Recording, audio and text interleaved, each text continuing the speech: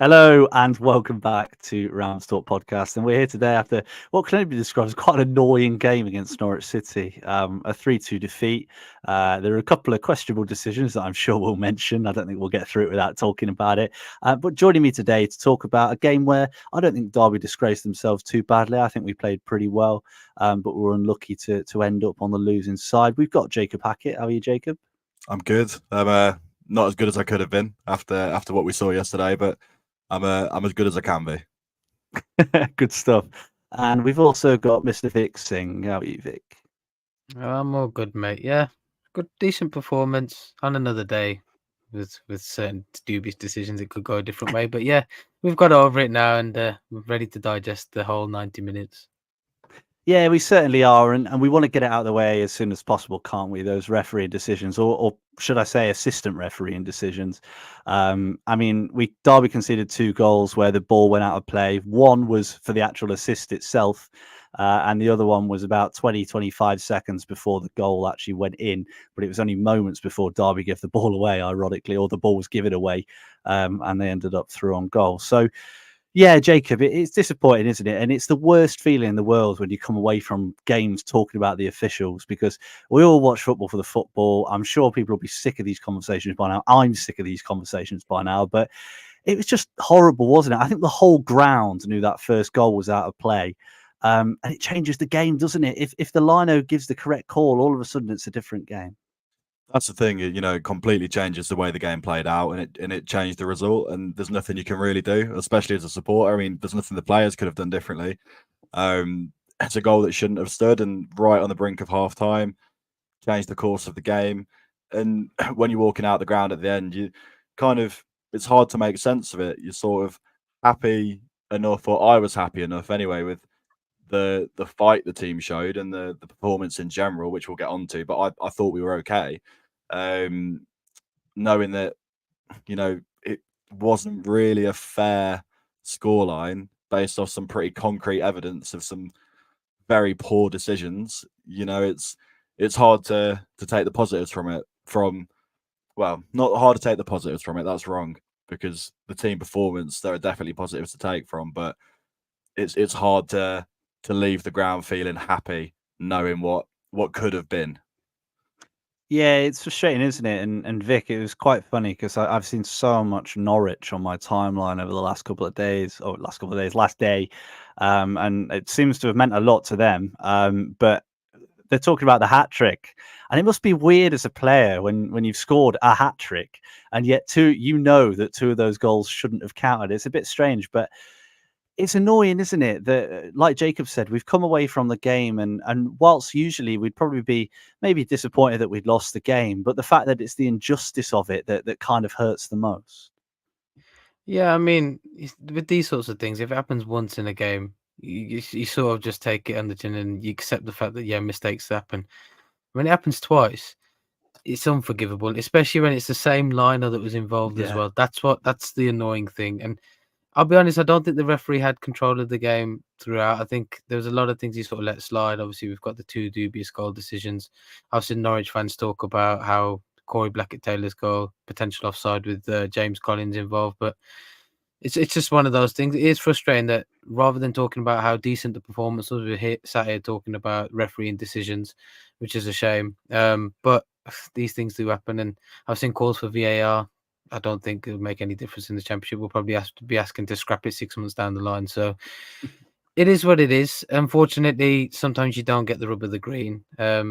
Sometimes you do. And unfortunately, yesterday was just one of those days. I think it's important to acknowledge the mistakes that happen, but I think it's also important not to dwell on it too much because, like we said, there's a long season ahead. And hopefully we just get better officiating and better standard of referees, because whoever that was on the weekend, all 4 of them, yeah, I think the PGMO will have some words with them. Yeah, I mean, if we go through the goals from a refereeing perspective, I spoke to one of my friends who is a qualified refereed at a decent level, and I'll go through the comments that Norwich fans have sent as well, because as you can imagine, my Twitter mentions have been hell over the last 24 hours, just full of very, very smug Norwich fans. But That first one, the ball strikes Cashin. I saw a lot of them say that it would have been a handball and a penalty, including one who was adamant that Cashin would have been sent off for deliberate handball, which was a hilarious read. But I spoke to my ref friend. He was too close to him. He blasted it at him from about a yard.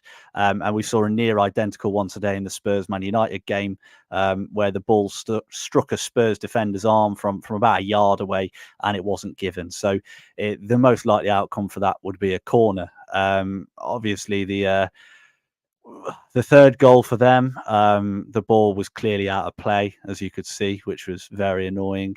And then Corey Blackett-Taylor's goal, again, James Collins was in an offside position, blocking the goalkeeper's view. So, the referee and officiating team have made 3 pretty monumental errors there. And, it does make you think, how have they managed to make so many mistakes in one game? 3 goals that really shouldn't have been given. But right, let's put that behind us, because talking about referees is really boring. Let's talk about the actual football. And one of the things we have to start on is Craig Forsyth, because it was his 300th appearance for the Rams, which really doesn't feel like that many, does it, when he's been here for, nearly 11 years? But he's been here, 11 years, and he signed off the game with a really well-taken goal, right foot, half volley from the inside of the box. Jacob, he's one of those players in the build-up where I was on Radio Derby on the Friday, and all the texts coming in and everything I said was, play Craig Forsyth, he won't let you down, he will deliver, and he did exactly that. Yeah, Craig Forsyth, he is Mr. Reliable. He's been at the club for so long, he knows the club inside out, and I trust him. Whenever I see his name in the starting 11, I trust that he's going to put in a solid, at least 7 out of 10 performance. That's usually what he's given us over his time at the club, and I think his experience now is key in that dressing room. So it's nice to see him. I think Warren made a comment about giving him credit for saying we sort of just stick him in the cupboard for 5, 6, 7, 8 games and bring him in, and then he has a solid performance like that and gets a goal to top it off. And it's a shame that, again, don't want to allude back to the refereeing conversation, but it's a shame the goal ended up counting for nothing, because it would have been, the perfect player on his 300th appearance to get that decisive goal. But yeah, he's a player that you can always rely on, and got a lot of love for Fozzie. He's pretty much been there since day dot for me, being a Derby fan. So yeah, I just wish the goal had been a little bit more decisive, but solid as ever. He didn't put a foot wrong, really, did he? No, he didn't. And I love when he scores, because he never knows what to do. And that's the best sign in a player. I bet if Ryan Nyambe scored, I think his head would fall off. I don't know. What would he do? He'd probably just stand still in complete shock. And I think Fozzie is one of those players that's in a similar vein. He sort of ran to the corner, didn't he, with his arms out. And yeah, it was great seeing. I'll tell you what, the limbs in the South Stand as well, when that goal went in, crazy. I saw something today about Derby were ranked as having the 7th worst home atmosphere in the country or something like that. Well, take a look at that, because that was special, wasn't it? Maybe they watched our first 5 games of League One last year or something. But Vic, I mean, on Craig Forsyth, like we said, he's so reliable, so dependable. Callum Elder's going to be out for a little while now, and we'll talk about what we want the team to be shaped up like later on. But Fozzie's made a real stake for his place in the team, hasn't he? He's really staked a claim for it. He looked really, really good. He defended really well. I don't think he ever got skinned as such. I think the one time someone went by him, he recovered and put it out for the corner or the throw in. It's his shirt to lose now, isn't it? Yeah, definitely. And again, if we look at the sort of competition he has, there isn't any there. But at the end of the day, if you're on the pitch, you've got to stake your claim, because, like I said, with the players we've got in the squad, we can change this formation and we can change it and adapt it to certain players. But I thought Fozzie coming and he did a job. He did well. The only bugbear I had yesterday is when their second goal went in and he was looking at the line for offside. I was like, no, you played him onside there. But other than that, he's like a Rolls Royce of a defender, and he comes in, he slots in well, like he's never been out the side. And he'll always, like Jacob said, he'll always give you a 7, 8 out of 10 solid. So the only thing that concerns me is potentially, with it being 3 game weeks, will he be able to keep up with the tempo of the play and everything that comes with it, and how physical these games can be? That's the only thing that concerns me at the minute. But other than that, like you said, it's his shirt to lose. Long may his good form continue, and hopefully we can see him playing all the way to when Elder's back. Because I thought, even though he's injured, I do think we still miss Callum Elder, and I think we've sort of seen the importance of how good he's been with the injury that's come in. I mean, Fozzie's a great player, but I think yesterday, especially that back four was almost like 4 centre backs. It was none of the fullbacks were going to bomb forward, and I think if we look back to the way we played, I think we gave him too much respect in that sense. But it's because we didn't really have an outlet overlapping over the wingers. So yeah, I mean, Fozzie will do a job for us. Whether it stays like that for the foreseeable, I'm not sure. But as long as he's in the side, you've got a good defender there. Yeah, definitely. And Crash Bang in the comments is right. He got an assist as well for Corey Blackett-Taylor's goal later. I didn't realise that. And I just checked and you are right. So yeah, that's good as well.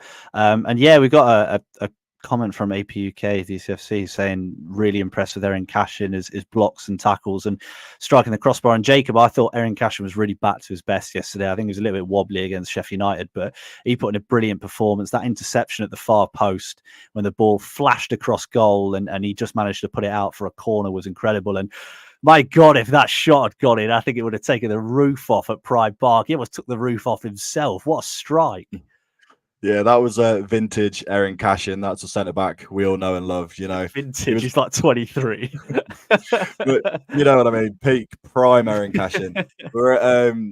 Yeah, he was absolutely brilliant yesterday, and rightfully, I think he probably hasn't got as much plaudit as he should have done because obviously the distraction of the officiating again. But no, absolutely phenomenal yesterday. I think. Even his passing range, some of the passes he was picking out, intercepting, tackling, everything you could want from a defender. And then like you say, if that effort had gone in, see the way that in the south stand, I'm sort of in the south stand upper, but quite low down in the south stand upper. So when the shot was struck, I sort of lost vision of the ball because it was behind the crossbar, if that makes sense. So I didn't know where it was going at all. I just saw it smack up in the air. And yeah, if that had gone in, I think there would have been many of us losing our brains in the south stand and all around the stadium. But the interception as well that you mentioned to deny what would have been a definite goal. I can't remember which Norwich player it would have been. It might have been Sargent, maybe. I can't remember. Yeah, but the way that Cashin celebrated into the south stand, it was almost as though he'd scored, and I celebrated as though we'd scored too, because you've almost got your head in your hands at that moment, expecting it to hit the back of the net. And little moments like that can change games. And if you can keep that performance level up now, maybe a little bit of a slow start to the season, but he's built. And if he can play similar to that level again and again and consistently keep it that way, he could really gain us a few points a season by doing that. Yeah, he definitely can. And we've talked about how good Cashin was, but we have to talk about his central defensive partner, Curtis Nelson. Now, when we played Sheffield United, we spoke a lot about it. They tore him to pieces. I think he had probably his poorest game in a Derby shirt. And I love Curtis Nelson. I think he's been fantastic for us. But Vic, that second goal, he backed off, and he let Science have a free shot on goal. And yeah, Zetterstrom in goal had no chance whatsoever. Brilliant strike into the bottom corner, on the floor, kept it down really well. And it's difficult, isn't it, Vic? And we've talked about this, and this is another thing we talked about on the radio on Friday, is that Curtis Nelson has been such a great servant for Derby, and I think he will continue to be. But it's difficult when you're in games like that, because moments like that change games. If Science doesn't have that space and he gets closed down, who knows what the score would have been. And there are a lot of calls for Nat Phillips to come into the team. Now, obviously, we've not seen a lot of him, but he's a player that's played in the Premier League, played in the Champions League, played in championship winning teams. He's got experience at a really good level. I guess my question to you is, looking ahead to the games that we've got coming up, we're playing against some of the top sides in the Championship, or Sunderland probably are the top side of the Championship. Maybe West Brom are up there as well, but we need the players that have the experience in the big games and know how to deal with players of borderline Premier League quality. So how would you sort of set up as a defence? And if you stayed as a 4, would you change Nelson for Phillips? That's a good question, that. I think with Nelson, one of his weaknesses is the fact that he's not very comfortable on the ball, and I think we saw that again yesterday when he did receive the ball. It was almost as if he didn't know what to do with it. I also thought Nyambe was the same. In fairness, I thought when they both received the ball at the back, it's almost as if they took too long to make a decision. And I think mixed with the fact that obviously for the second goal, I think I pointed out in the group chat that we were saying that one of the defenders should have at least put a foot in. Now Cashin was being dragged away by Sargent. So you'd have expected Nelson to just commit. And even if he'd have done that, and say if he got through, Sargent could have been potentially offside anyway. Again, it's the fine margins that are sort of costing us at this minute. And obviously, especially being at home, we need to pick up as many points as we can. If I was to keep it as a back four, then I'd do a straight swap. I'd probably bring Nat Phillips in for Nelson. I think maybe take him out the side, let him recharge a little bit. If I was Paul Warne, I'd give him a few pointers as to where he can improve his game. Let Nat Phillips have the shirt for a while. I'd also probably put Kane Wilson in, just because I think if we're going to have Foz on the other side, we need an attacking outlet overlapping somewhere. So as good as Nyambe's been, I just think that, and maybe potentially we could even switch Nyambe to left back. I don't know how confident he would be playing there. You never know. I've done it on FIFA, so it works on that. But yeah, I mean, I'd probably put Wilson in just because we need another attacking outlet. Because I think sometimes when the onus is on the wingers too much, and if we're being squeezed in midfield, it's very difficult for us to get further up the field. And I think we saw that with Norwich yesterday. So if we're going to keep it as a back four, I'd probably take Nelson out and put Phillips in, just because I think Nelson could do with the rest and a few pointers here and there, just to see how we can improve his game. Give Phillips the shirt.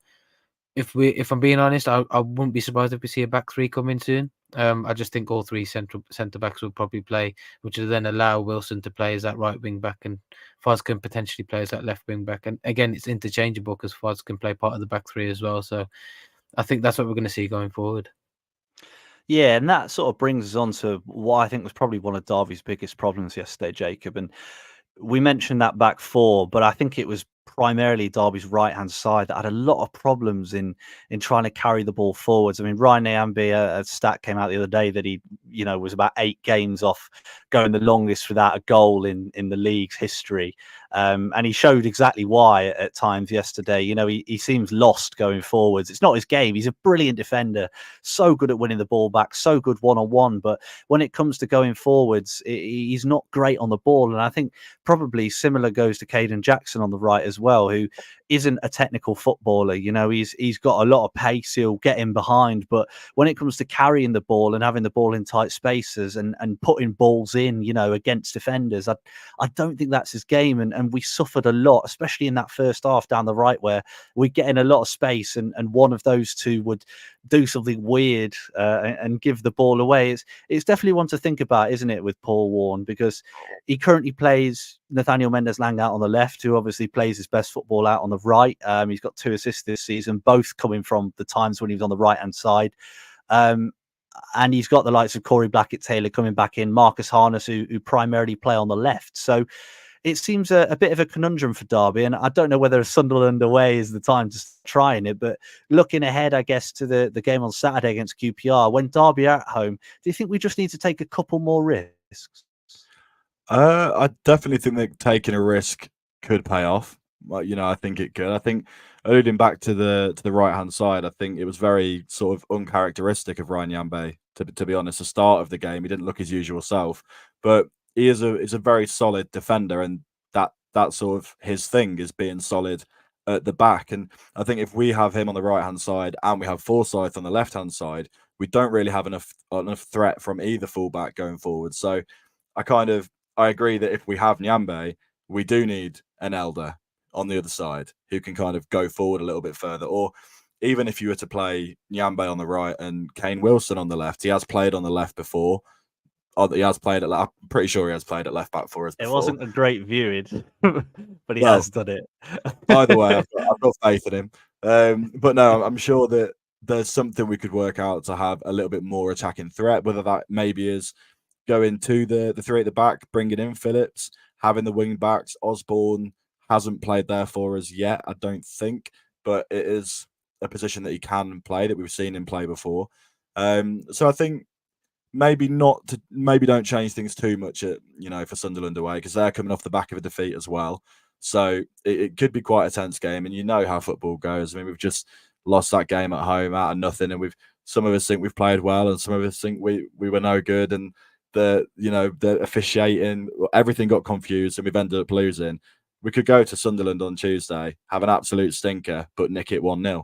So I don't think we need to change things too much for the Sunderland game. But then, if that is another tough fixture for us, if we do lose that and it becomes 3 losses on the bounce, I think questions will then be asked of Paul Warne as to why he isn't changing things. So that change might come against QPR if we fail to cause any real threat to Sunderland on Tuesday. Yeah, that's it. And Vic, it's been a bit of a strange reaction over the last 24 hours because we saw this last season, at the start of last season, where Nathaniel Mendes-Lang was Derby's scapegoat immediately. He didn't have a great goal scoring start of the season, and he ended up getting, quite a lot of stick. And he got quite a lot of stick after yesterday as well. I mean, people blaming him for the first goal. The pass to him is pretty horrible. His touch is rubbish, and I think he probably knows that better than anyone. His touch is really poor. He just tries to carry it round, and then they nick it off him. He had a lot of, people were saying that he didn't get back. He was traveling the other direction. I personally don't think he could have got back even if he tried. And then obviously the ball went out of play. We won't talk about that. But what we have to talk about is the fact that over the last couple of games, the only person to create a chance in open play, if we take the 10 minutes of chaos at the end of yesterday's game out of it, is Mendes-Lang. He rattled the post against Sheffield United. He set up Jackson on a plate, and we haven't mentioned it yet, but oh my God, how did he miss? Taking the ball down the left, cut it across. Jackson scores that. It's a completely different game. Derby take an early lead, and suddenly we've got something to build on. So what are your thoughts, Vic? Because I think it's a little bit harsh. I've seen a lot of people calling for him to be dropped, which I think is wrong. I think he's probably our biggest attacking threat. He's the only person who's really created many chances in recent games. We're just not taking them. What are your thoughts, and how would you sort of shape up on the wings? I think my question to the people that are saying to drop Mendes-Lang is, who'd you bring in? Because if you're looking at Corey Blackett-Taylor, yes, he's a left winger. If we look at Caden Jackson, yeah, he should have scored that chance. I mean, we've done it twice in 2 games now, where from the kickoff, we've actually got down, surprised the opponents, and got literally through on goal 1-on-1. He could have took a touch and then took that shot. He had enough time on the ball. For me personally, we do expect more from Mendes-Lang. I think just purely because we know what he can do. But my argument is the fact that he's been playing on the left. And I think if he plays on the right where he's more comfortable, we'll get the best out of him. If I was to drop someone on the wings, it probably would be Jackson. Just because I think Jackson, as good as he had that first 3 games, he's been a bit pedestrian in the last 2. And I don't think you wouldn't even notice he was playing. That's the sort of performance he's put in. I know he works hard, but other than that, he's missed a couple of sitters. I know goal scoring is not his strength, but when he's looking on the wing, like especially against Norwich's left back, I think he's the lad from Man City. I thought he's a very good player, by the way. Caden struggled all game to even get involved in that, and I think the same happened at Sheffield United. So for me, if I was to do any changes, it would be to put Mendes-Lang back on the right, take Jackson out the side, and maybe give Corey Blackett-Taylor a chance, because I think he'll be buoyed after that goal that he's got. It's been a long time coming, but we've seen glimpses of what CBT can do. And maybe it's his time to take the shirt and make it his. So if I was going to make a change, it'd be to put Mendes on the right, CBT on the left, and drop Jackson. Just because I think that if we allow Mendes to play on his natural position, you'll get the best out of him. And if he's still not performing, then we can ask questions, I think.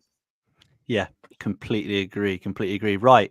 We've got a new feature now. We've asked a few people to give us their thoughts on the game and send us some quick clips over, including Callum, who he likes to ramble on here. So I've put him first to get him out of the way. So let's hear what some of the Rams Talk listeners thought of the game yesterday.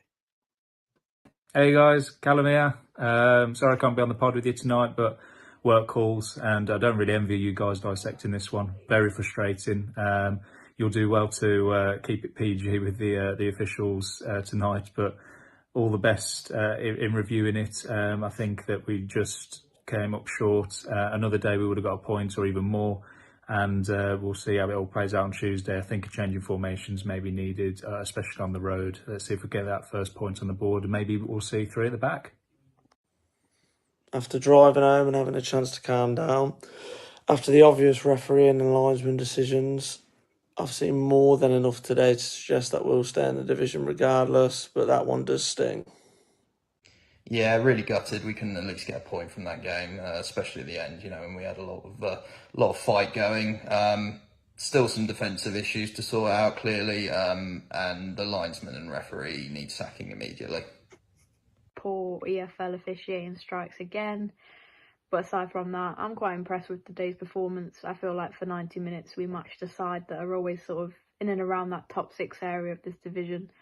And we also showed some real fight, character, determination, particularly towards the back end of the game where we could have kind of just accepted defeat. We didn't. We fought till the end.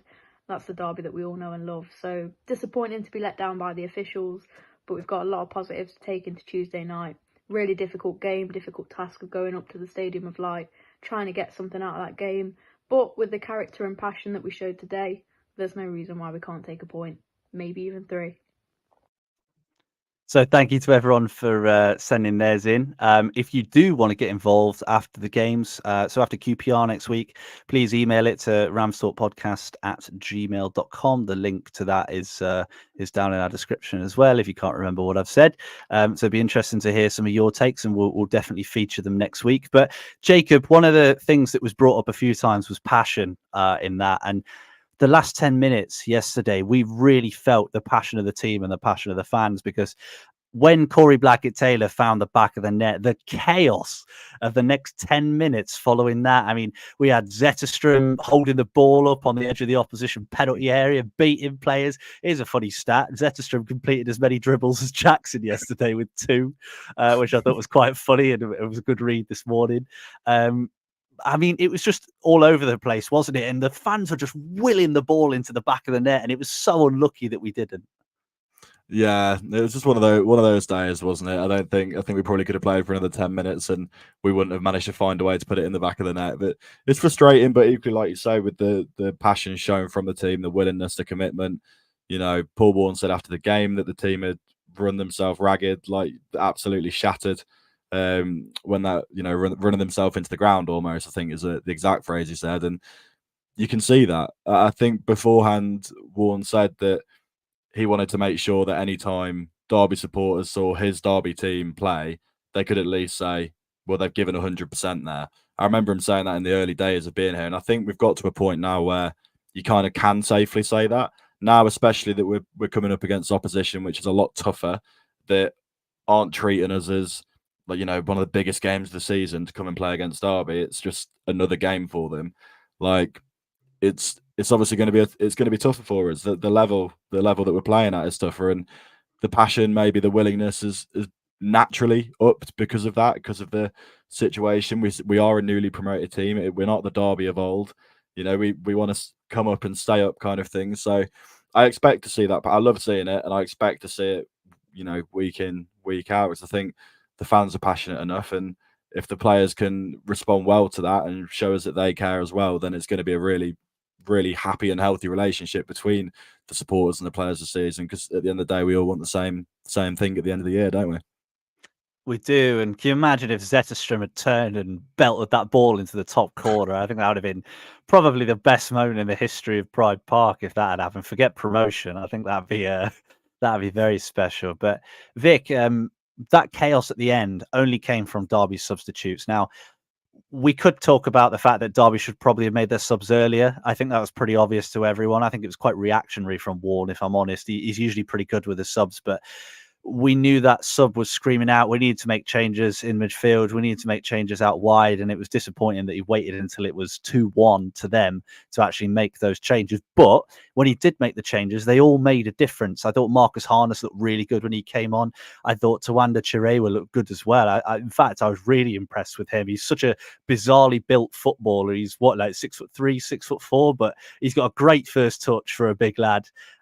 He's great on the turn, and he played some nice balls in behind, and obviously Corey Blackett-Taylor got his goal as well. So who impressed you the most of the subs, and can you see them playing a bigger role in games to come? I think, like you said, I think all 3 subs had a part to play. They played really well when they came on, and that's what you want to see. Again, football's obviously a squad game, and you're looking at your subs to make an impact. I think all 3 did very well when they came on. Chirewa, actually, I ain't gonna lie, I thought it was Ozo. I got a bit excited for a minute. I was like, oh, he's back. But no, Chirewa, come on. Looked really, really comfortable on the ball, actually. I was quite surprised. It does look a bit lightweight, in my opinion, but I think with game time, I think he'll adjust to the league, and I think he'll be fine in that midfield 3. Corey Blackett-Taylor, for me, impressed the most. Obviously, he got his goal, but it's just the direct directness of his play. He just ran at the defender, kept going, took 2 players out, got his goal. If he can do that on a consistent basis, we've got a good player there. And I think that's the Corey Blackett-Taylor in that little snippet that we got of him. That's the one we envisaged that we signed. So hopefully he can produce more of that form. If he can do that, then we'll be fine. Harness did all right. Out of the 3, I still think he didn't have as much impact as the other 2. In my personal opinion, the jury's still out for me on Harness. I just think that I'm yet to see what he offers. But I think given time and given game time, I think he'll be fine. Chireva was good, but Corey Blackett-Taylor for me, and I think he's probably staked the claim as to maybe putting that name on the team sheet, especially with our wingers conundrum at the minute. I think he might have a case to fight for that place in the team. Stacey Glover's commented, James Collins. I'm sorry, Stacey, I forgot about James Collins. How dare I? I thought he did all right as well. Was it Collins who had that chance right at the end? Which Angus Gunn, the so. He saved it, yeah. Yeah, £20 million goalkeeper it took to stop our James from equalising in the last minute. So yeah, I think that's you've got to look at that, haven't you? Angus Gunn, obviously he's cost 20 million in his career. You look at some of the Norwich players. I know they have quite a young team, but there were some players in that team that have played at a really high level, and we can't talk about money every week, but I think it's always a little bit of perspective, isn't it? Just to think about it. Yes, their goalkeeper costs 20 times as much as ours. Is probably worth keeping in mind. But yeah, Blackett-Taylor, someone in the crowd near me described him as Iron Robin if he was right-footed and worse, which I think Corey Blackett-Taylor would take all day. That's a good one to take. And yeah, Kane Wilson as well. Infernal in the comments said Kane Wilson was brilliant when he came on. He was, and I think he sort of showed what we were lacking with Nyambe for the majority of the game. It just wasn't Nyambe's game, was it? I think in those sort of games, we need to go for it more. Like you say, we need to show a little bit less respect to the opposition, put on our more exciting attacking players, and push for some goals as well. Couple of interesting stats for you. Derby still highest on interceptions in the league. But the next 2 stats will probably explain why, because Derby actually have the lowest possession stat in the league and second lowest pass completion, only ahead of Millwall by a couple of passes. So that's probably why we're intercepting so many, because we never have the ball. So it makes a lot of sense. But yeah, it's interesting to see us obviously not just down the bottom, but right at the bottom as well. One of the comments was on about Zetterstrom when he had the ball at the halfway line as well. That was quite scary, wasn't it? When he decided he was going to go on a run. But let's talk about something that's been discussed a lot. Obviously, there's a big feature on Radio Derby on Saturday about it, Jacob. Investment.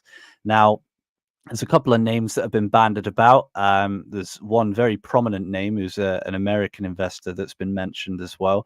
I'm sure at some point we'll probably find out who that is, but names have been bandied about. It seems interesting that the club have let it out. The fact that the club have actually let that story be run shows that there's something in it, definitely something in it. I mean, it'd be a massive boost, wouldn't it, for not just us, but David Clowes as well. He's put so much money in. So for someone to come in, give him some money back for all the money that he spent as well, and to help develop the club that he loves, it can only be positive, can't it? Yeah, I think we knew that eventually the investment would be sought after, and I think obviously it must be something that they've been looking into for quite a long time. It wouldn't surprise me if they were looking into it from the moment that David Clowes purchased the club. But look, he's got us up into the Championship, and I think David Clowes has done his job now. As far as I see it, he's done his job. He's saved the club from extinction, and he's overseen the first promotion in how many years? He's overseen us getting back to the Championship, and getting investment now is the perfect next step. So obviously we don't know for sure where the investment's coming on. Obviously heavy rumours, but I think if we're going to be taken seriously in the Championship again and going to really compete, because I think we've got a competitive squad now. You know, I think we're more than good enough to go toe to toe with most teams in the league. But if we want to be competitive again, if we want to look into the next 2, 3, 4 seasons and get back to fighting for the playoffs in the Championship, then that investment is going to be crucial. And it's exciting times again, isn't it? I mean, with David Clowes, I think clearly got his head screwed on and wanting to stay at the club. I think it's a positive thing as well, because you know you've got someone there that has the club's best interests at heart too. So for me, it's just it's exciting times. Whoever it may be that like, you know, boosts us with that extra cash. I'm sure it'd be very welcome to everyone behind the scenes and supporters as well. We've got a couple of comments that ask some questions that thankfully I actually know the answers to. APUK DCFC says he'd like to see Klaus stay on as chairman. Well, that is the plan. That's what he's come out and said, that he wants to stay on as chairman with whoever comes in as the majority investor. And Gary Simmons says, do you think it'd be a problem that he owns the ground as well? No. All investment comes as one package now, like a normal team. When we're not like we used to be. So that's good news as well. And yeah, there's a comment from Infernal saying apparently there's reports of the investments coming in from the owner of Atalanta in Serie A. Well, be interesting, wouldn't it? And Vic, I mean, we've seen what Derby's transfer team can do on a shoestring budget. We brought in Kenzo Houdmine, we brought in Zetterstrom, we've even brought in the likes of Jerry Yates, who's been impressive so far, even though he can't get given the ball in the shooting area at all, apparently, for some reason. We've brought in some really good players this summer. Imagine what we could do with a bit more. Well, exactly, and it's kudos to David Klaus. He's put a lot of things in place, and he's really built a structure at Derby now where we can actually sort of look to this structure that we're using. And obviously, we're now that the stories come out, it shows that the club's ready to now move on to that next stage of the planning process that David Klaus talked about when he first bought the club. So it's nice to see that we'll still have Klaus involved in some capacity. Obviously, it'd be great to have him as chairman, regardless of whoever takes over, which would be nice. But yeah, it's really exciting times to see that we're ready now for the next stage. I think getting up to the championship was the big ceiling point in terms of investment. Had we not gone up, I don't think many investors would be as interested. Everybody knows how that if you can get to the Premier League with any championship club, that's the cash cow, isn't it? So hearing like American investors, Atlanta investors, it's exciting for us. Obviously, we know we're not going to go down the same road as thou who shall not be named in Derby ever again, but we know we're in capable hands. We know we're in good hands, and I think David Klaus will do rigorous checks on whoever decides to invest in this club, and he'll definitely do his background checks on them. And we know we'll be in good hands, but it's exciting to see that we're now ready to move to stage 2 of hopefully the long-term vision, which is to get back to the Premier League.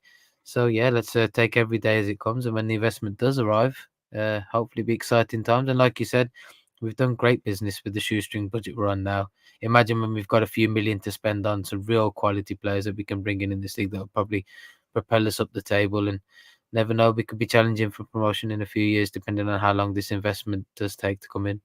You mean this year, when we get our January investment? If I say we go up this year, we'll be crucified come May. Yeah, you're probably right. But yeah, any investment would be very, very beneficial. We're not as desperate as we were a few years ago. I mean, we were entertaining everyone, weren't we? It's got to be the right people. We've got the patience. There's no rush, no reason to go and do it very, very quickly. So David Klaus will find the right people or right person or right group, and hopefully they'll do the right thing for us, and Derby will end up, on the up again. So last topic of conversation today, Derby have 2 games coming up. Obviously Sunderland away, that'll be fun, and we've also got QPR at home. Jacob, I'd probably say that we're going into this game against Sunderland as massive underdogs, and we'll be very, very happy to come out with a point, whereas QPR haven't been great at all this season, and Derby really need to get those points at home. And I think this is probably another one that falls in the must-win category. I think every game feels like that at home at the minute. But what are you thinking ahead of those games? And just give me your thoughts. How confident are you? The way I see the Sunderland game, but first up on Tuesday, I think that we've got nothing to lose. I think we know the talent that Sunderland possess. We know the money they have. We know where they're aiming to finish in the league this season. So I think going there with low expectations means if we do get anything, you're leaving quite happy. And as far as QPR goes, I think, again, like you said, at home, every game feels like it's a must-win.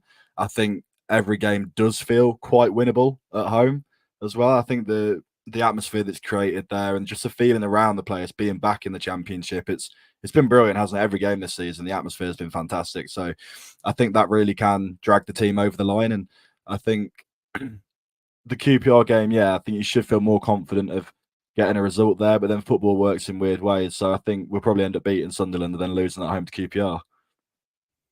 Sounds about right, doesn't it? Crash Bang in the comments says Sunderland have lost the last 2, but so have we. That's what's worth keeping in mind as well. Jacob, very quickly before I go to Vic, give us your score prediction and goal scorers, and people in the comments as well. We've already had a couple. Let us know your score predictions and goal scorers. So, Jacob, off you go, mate. What are you thinking? Right. Gonna go in confident. I'm gonna say we're gonna beat Sunderland 2-1.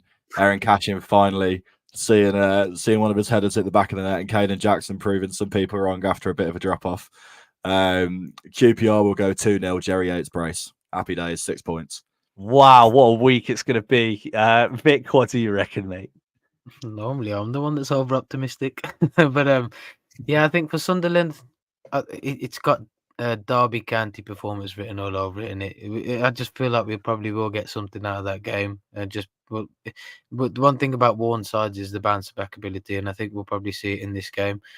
I'm going to go for a sneaky 1-0 win. I think we'll do it. I think Yates will open his goal scoring record, and then moving on to QPR at home, I think that's going to be a lot tougher than we actually were anticipating. I think they're only a couple of points behind us in the league. They haven't started well. They've got some dangerous players. I think Elias Chair is now back in the squad training with them as well, and we know what he can do on his day. So they've got some good players. But so if we at home, I fancy us to beat anybody. That includes top of the championship. So I'm going to go for a 2-0 win at home as well. I think we'll keep back-to-back clean sheets. I think we're going to get the defence sorted.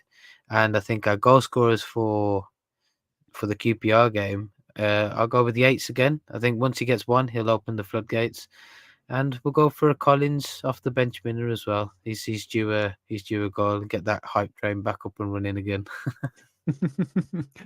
No, great stuff. Great stuff. Yeah, to be honest, it's weird with Jerry Yates, isn't it? Because I don't feel like he's ever going to score, and it's not his fault. We just can't get in the ball in the positions. I mean, Derby have only scored 4 goals from open play this season, and one of them is Caden Jackson's against Middlesbrough, where Isaiah Jones played him through on goal. So, yeah, we're not really creating, and I feel for Yates a little bit. So, yeah, let's hope you're right, and he can get his season started on the goal scoring front. I think Sunderland's going to be a really difficult one. I do really hope we can get a point. I think we might. I think we might draw 1-1. I think we're going to play back 8.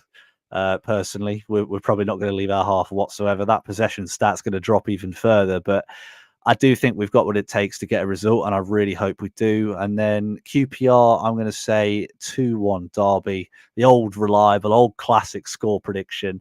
I think they're going to go a goal up, and then we'll score 2 goals. Goal scorers in each one. I think probably it's Sunderland. I'm hoping that Aaron Cashin's going to get his head on the ball and finally score a header.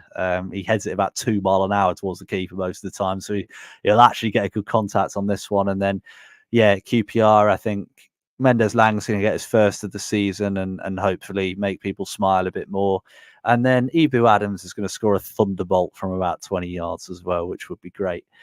So we've got a couple in the comments as well. Derby Man says we're going to win 2-1 against Sunderland. Jim Johnson says we're going to draw 0-0 with Sunderland and beat QPR 5-0 with 2 from Jackson, 1 from Yates, 1 from Kenzo, and 1 from Blackett Taylor. Mark Kearney says against Sunderland we'll win 2-1 and 3-1 against QPR. Infernal says it's going to be 1-1 against Sunderland. Kane Wilson will score, and then we'll beat QPR 4-1 with 2 from Yates, 1 from Cash, and 1 from Blackett Taylor.